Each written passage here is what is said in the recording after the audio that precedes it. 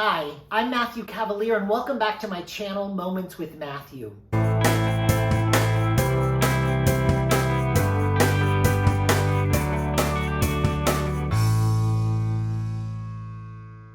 Today is a great day.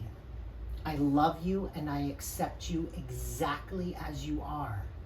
I am loving, I am lovable, and I am loved. You know, it's best to do these affirmations in the mirror, absolutely. But I also understand that it's difficult. It took me a very long time to be able to look myself in the eye and say those affirmations to myself. Though I haven't been great over the last couple of weeks at doing it every day as soon as I wake up, I have done it every day in the mirror at some point during the day, and I do see a decided change or shift in the way my day is going. Again, that could just be that now I'm mentally thinking about it, but again, if that's what it takes to help you have a better day, I'm all for it. What does it hurt to give it a try? But what I want you to think about is it is best done in the mirror, saying it to yourself.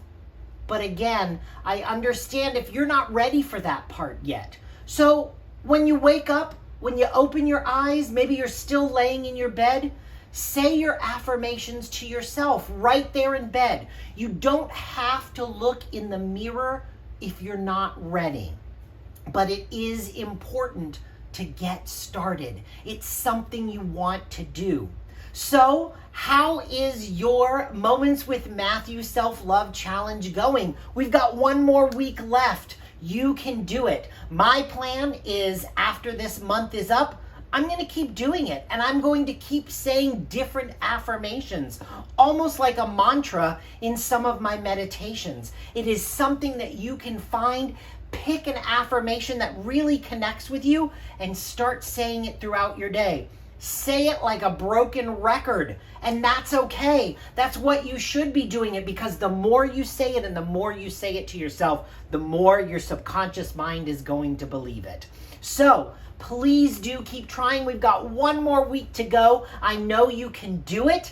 And if you can, keep it going after that 1 month challenge.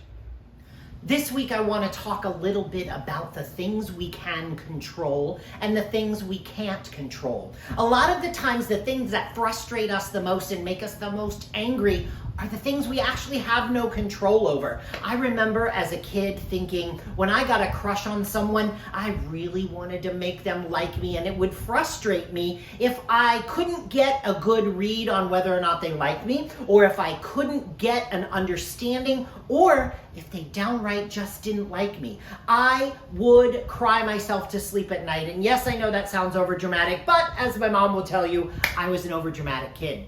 Sometimes I'm an overdramatic adult, and I'm okay with that. But the point is, I would be so frustrated and so hurt because I was trying to control a situation that was uncontrollable by me. I can't control someone else's feelings. I can't control how things happen in life. What I can control are my actions. What I can control are my responses, my reactions to things.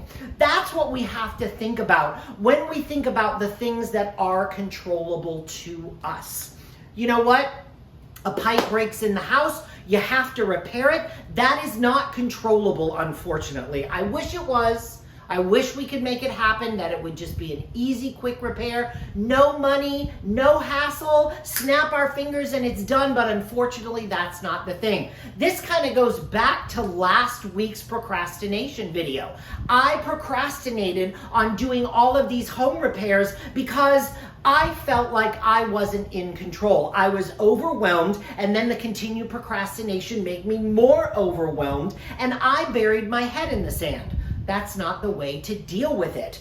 But I couldn't control that those things happened. I couldn't control that my shower was going to break. I couldn't control that the ballast in my light in my garage was going to go out. I couldn't control that the refrigerator light was going to burn out. What I could control is how I reacted to it. If I just got angry or buried my head in the sand, nothing was going to get done and it would continue to be a problem. So my reaction was, I'm going to avoid this. I can control that. I can say, nope, this is going to get fixed right now. I can become angry about the fact that I can't believe I have to find somebody to do this and then I'm going to spend my hard-earned money and it's going to be just, why do I have to handle that? That's not the best reaction, is it? I can control that. So I can continue to be frustrated and angry and say, I can't believe this is happening to me. Life is shit. I can't believe it. Everybody has these problems, but everyone deals with them in different ways. I am sure you know people that are the cussing and moaning and life is out to get me because the refrigerator light burned out. Or you know those people who are like, okay, well, the refrigerator light burned out, happens to everybody. Let me run up to Target, let me run up to Home Depot, let me run up to Lowe's and get a replacement light and boom, screw it in. Oh, it's done. I got a refrigerator light again. And we move on with our lives. There are so many things that we get upset and we get frustrated about. The things that we cannot control. Driving down the road, hitting along stupid drivers, having yourself frustrated and angry with them. Well, those stupid drivers are still going to be there.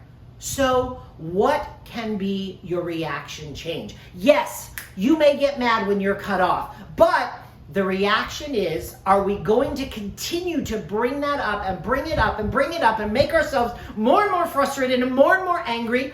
Or are we going to take that moment that we can control, take that deep breath, whew, clearly someone is more important and has someplace very quick to be. Or do we continue to get angry and cuss at them and speed up to try to catch them and honk our horn? What does that do? It frustrates us, it pisses them off, and it starts our day off in an awful way. So again, a lot like our affirmations for the self-love challenge, you have to think about the way we hold on to things and the way we try to control and manipulate things. Parents, when your kid says, oh, I think I want to be a ballerina. Oh, you don't want to be a ballerina. You want to do... You're trying to control something that is outside of your control. You have to make sure that you are only trying to control those things that are in your life and that are controllable. It's one of the first things that any of the 12-step programs talks about. You have no control over your addiction, but you do have control over how you are going to respond to it, how you are going to react to it. And that is everything in life. So you have to think to yourself, what am I going to do the next time something shitty happens? Yes, get angry, get frustrated, get disappointed, but don't wallow in it. Take control of your emotions, take control of your reactions, and react in a new way. Everything is fine. Everything will be fine. I will find the solution for this. I'm not saying it's going to be easy, and I'm not going to say that, oh, that's going to quickly change it around and it'll all be great. I know that there are some shitty things that are going to happen to us throughout our lives, but we have to control what we can control, or we are going to be overwhelmed and in a spiral of depression, anxiety, self-hatred, because we are trying to control things that we just can't control. Think about that. The next time you lose your cool, ask yourself, what in this moment can I control? What in this moment can I do? What in this moment can I change?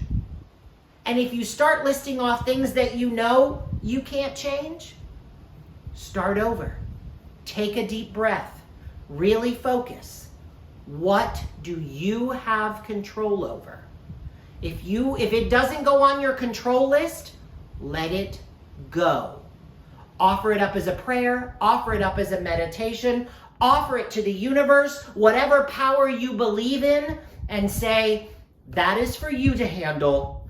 I will control the things that I can control. So the next time you're like, oh, this person, I really wanted John to like me and I thought we were going to have a good time. Stop worrying about John in particular. Control the list of what you want for a date, what you want for a boyfriend or girlfriend. That's what you can control. You can't control when something will break in your house, but what you can control is, have I started a savings account to fix those things when they happen? Have I stopped spending money frivolously so that I have a cushion when something breaks in the house? Those are the things that you can control. Start making your list. What are controllable things in your life? What are uncontrollable things in your life? Focus on your, as psychology would say, locus of control. Focus on what you can fix, what you can change, and let go of the rest. Do you know someone who needs to hear this message? Please do share this video with them. Please do like it, as it does really help the channel. And click that subscribe button and the bell so that you are notified the next time a video comes out. Next week, we'll recap our 1 month Moment with Matthew Self-Love Challenge. And I'll see you next time on A Moment with Matthew.